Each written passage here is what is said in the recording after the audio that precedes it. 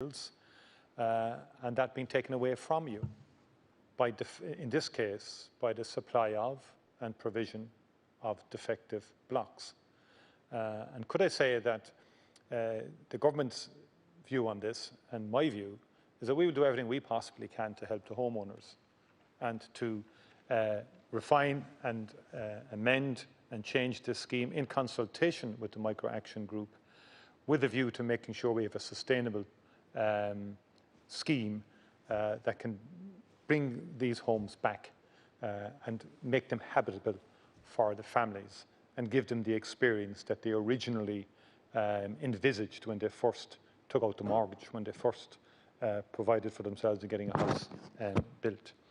I want to say in fairness that the previous government, working with the Mica Action Group at the time, did bring in a scheme in January 2020 in very good faith. In fact, it was accepted all round at the time. I can recall the Sinn Féin spokesman at the time, Padraig McLaughlin, welcomed the confirmation of the scheme back then, did identify some issues that he thought the banks should have been involved in helping. But it is fair to say that initially it got broad acceptance around. So I don't think assertions of bad faith in anyone is correct here. I think everybody wants to do the right thing here. We're interested in doing the right thing, and the Minister has written to Mica Action Group. He's spoken to them over the last number of days. I spoke with Mica Action Group on Thursday. I had a meeting with them, with Donegal County Council, with the Director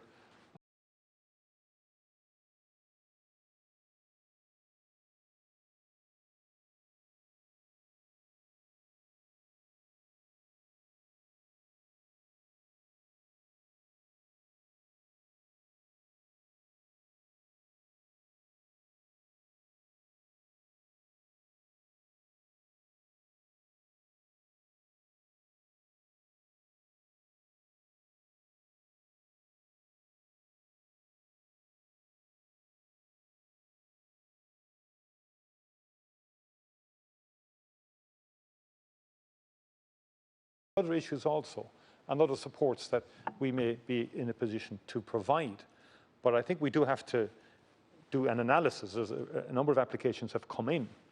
And speaking to Donegal County Council, they were saying about 33% of those would have to be rebuilt.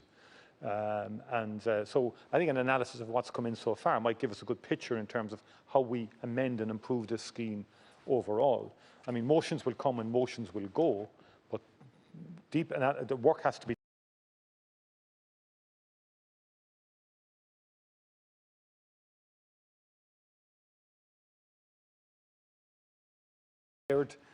without any undue impact on them. The scale of this programme will be far in excess of any other programme entered into so far, in excess. I mean, the department's estimates of the original scheme that was entered into in good faith was close to $1 billion.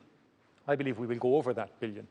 And just on the defective argument and so on, I think it's important also, the 31 local building control authorities have extensive powers of inspection and enforcement.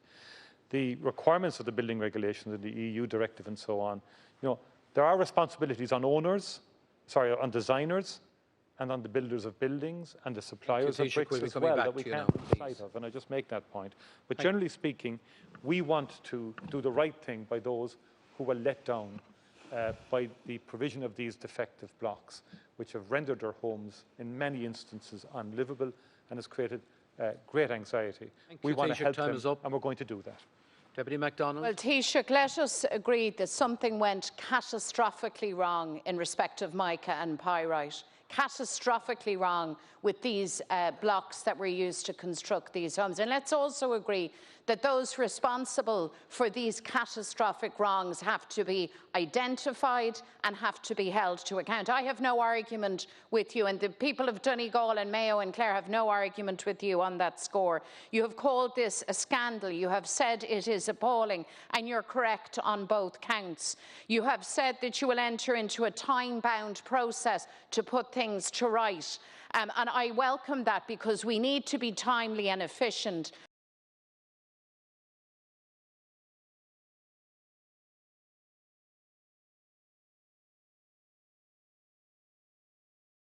Redress. The last scheme may have been introduced in good faith Faith Taoiseach. But the truth is that that scheme has not worked. That scheme has left these families in misery, living this nightmare day after day, night after night, and that must stop. We know that the only sustainable, viable redress is 100% redress. So I want to invite you again to clearly state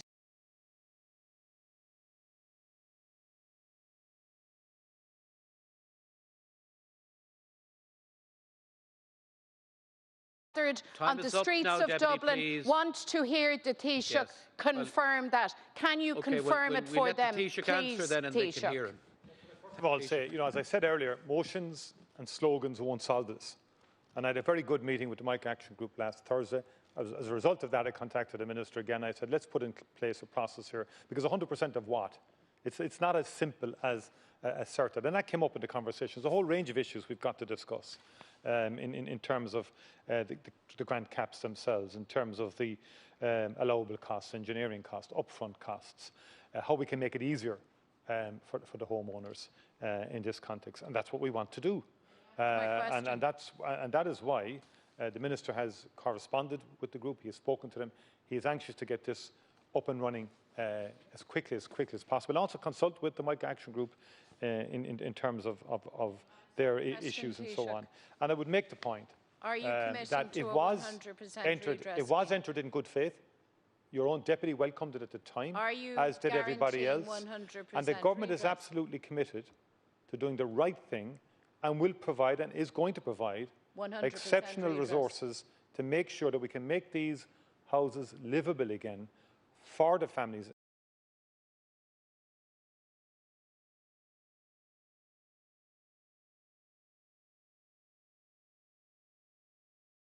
The submission was made to Minister Darragh at the end of April, and he's responding to the time is up now. Cancor, I want to object to the Taoiseach studiously refusing to answer a very straightforward question, Taoiseach. A very straightforward question for a 100% redress scheme. Please answer. I've answered the question now, in fairness to the deputy. No, you have not, Taoiseach, and that is very worrying. With respect, I didn't. This is unprecedented, this kind of interventions at leaders. All I'll make the point is I'm not exploiting this for political reasons. The deputy seems to want to exploit every issue for political advancement. I'm saying I want to get this resolved on behalf of the residents.